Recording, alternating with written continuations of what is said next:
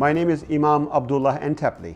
I'm a professor of religion and public policy here at Duke University. Today, I will talk about cross-faith and cross-cultural engagement that has defined my personal and professional life, and everything that I do involves in understanding human difference. One of the greatest myths of life is to understand why human beings are different.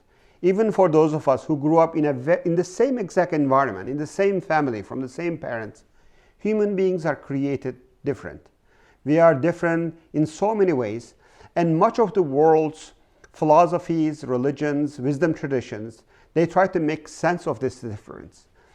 To me, there are three unhelpful responses to this human difference. One, to see the difference as a threat, as a problem needs to be overcome.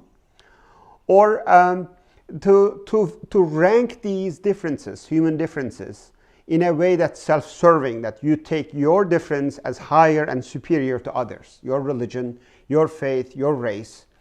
The third unhelpful category is to slip into the very cheap and easy relativism, that these differences do not matter, it's all the same, everybody gets the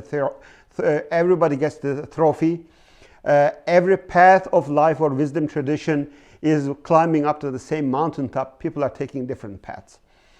I would like to see there is more to the human difference than as a problem, as a threat, as an easy relativism that is all the same, or these are some have ranked in different value in a self-serving and self-righteous manner. The two verses in the Holy Quran shaped my understanding of responding to human diversity. It's one of the most inclusive scriptural texts that in two different ways God says it was the creator of the heavens and the earth. God decided to make human beings different. Why? In one verse says, so that you will get to know one another. In the other verse says, so that you will compete. You will compete in doing God's work with each other. So I think these two incredible wisdoms are inviting us to neither of these three categories that I have summarized, that our differences are meant for a reason, that we need to get to know one another, that through human engagement or our differences, which makes us ultimately who we are, our similarities, what we share in common, these are all wonderful. But ultimately what makes us who we are individually and collectively is our differences. And our differences carry so much value. In the first verse, God says these are different pieces of the puzzles.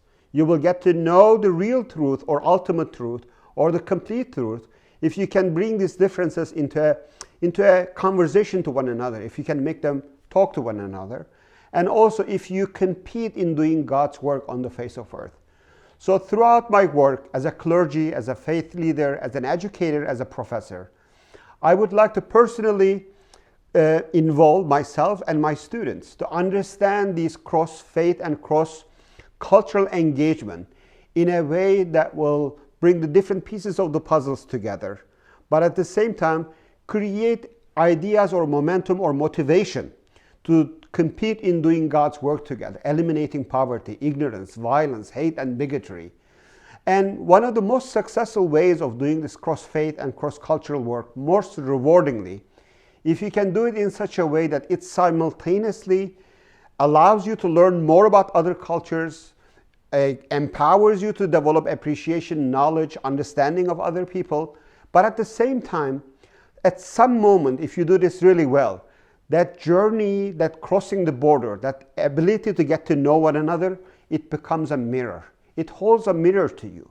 It simultaneously makes you a better person, more deeply rooted person in your own faith, in your own cultural tradition.